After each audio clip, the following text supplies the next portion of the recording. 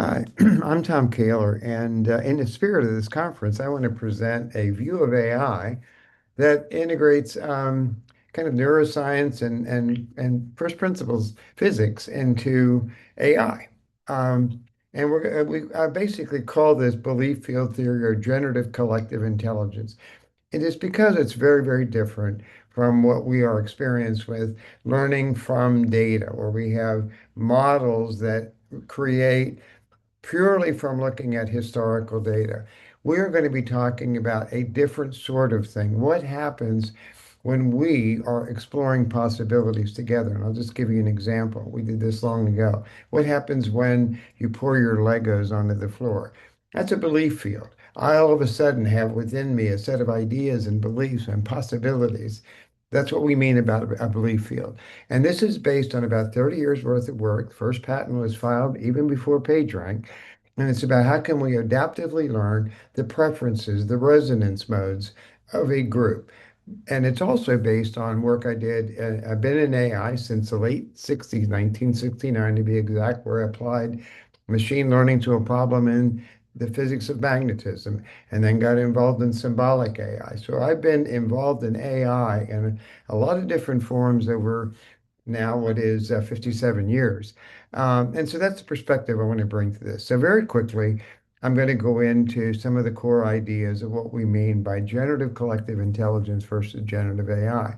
Generative AI is an answer machine. It says, what question do you have? And then it serves up plausible answers, and they're quite good. They can be incredibly stimulating in what they provide for us, but they are plausibilities. They do not have a sense of truth value. They don't have a world model. Generative collective intelligence embraces the human mind or AI agents as well, and it guides and learns at each step as we navigate a field of beliefs. What do you think about something? And we'll see an exact example about of that in a moment. So we call this process collective reasoning. It's the scientific method, and largely this is based over the years, going back to the very first algorithm, on Thomas Kuhn's the discovery of scientific, how the structure of scientific revolutions.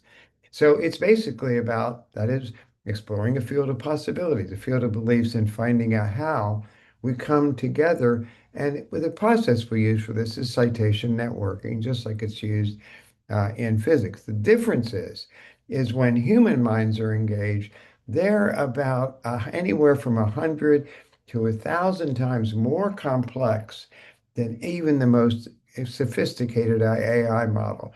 So we're undercutting ourselves when we don't tap into the beauty of what the human brain is able to do.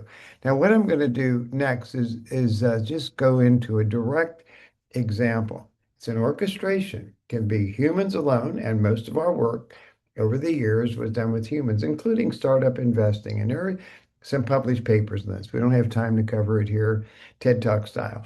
But we can actually have various ensembles. Humans plus AI agent. This is completely agentic, or we can just have AI agents alone. I recently did a thing of predicting a GLP-1 drug approval using AI agents alone.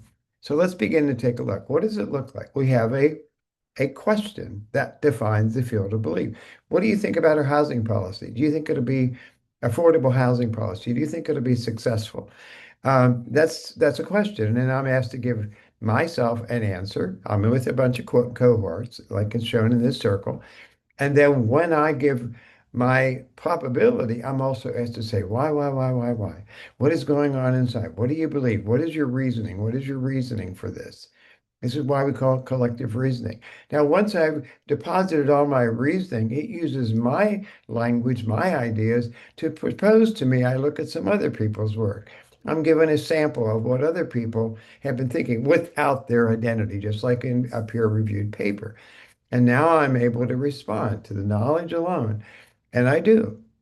That creates the citation networks. And you want to see it in operation. We just click go here. And it's the linkage is actually inspires new ideas. That is what is different about this than, say, generative AI. ideas are coming out. Serendipity is happening as we listen and work with each other. This is why we go do offsites. And each one of these I would run would be slightly different. Now, the theory allows us to predict. Has it converged? Has it reached an answer? How accurate is that answer if we happen to know the objective truth or the ground truth outcome? So it gives us a way to look at how agents reason together, how humans and agents reason together. And now let's just look at that. But one of the key elements of belief field theory is to say that beliefs propagate like waves depending on the group and the belief resistance of the group. A cognitively diverse group will have a lot of different backgrounds and they'll be varied in the degree to which they're willing to change their priors, change their beliefs. A maybe a more narrowly defined group may say, no, we're going to adhere to this particular point of view, and we're very resistant to changing our beliefs. Now, it turns out that if you run those two simulations in parallel, you find something out. The diverse group is able to get to an answer closer to the true outcome. And here we've tested this against a known outcome. And the other group is not. And they get locked in debate and they're not able to get there. So this says that if you're going to do this kind of collective reasoning, you want to do it with a cognitively diverse group.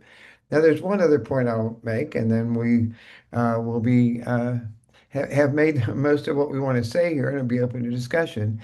And that is this notion of bridging. It turns out that what the theory predicts, there's always a possibility that even if you have two isolated groups locked in a disagreement, there's always a possibility there'll be a bridging event. That is, an ideal will be propagated which brings the groups together.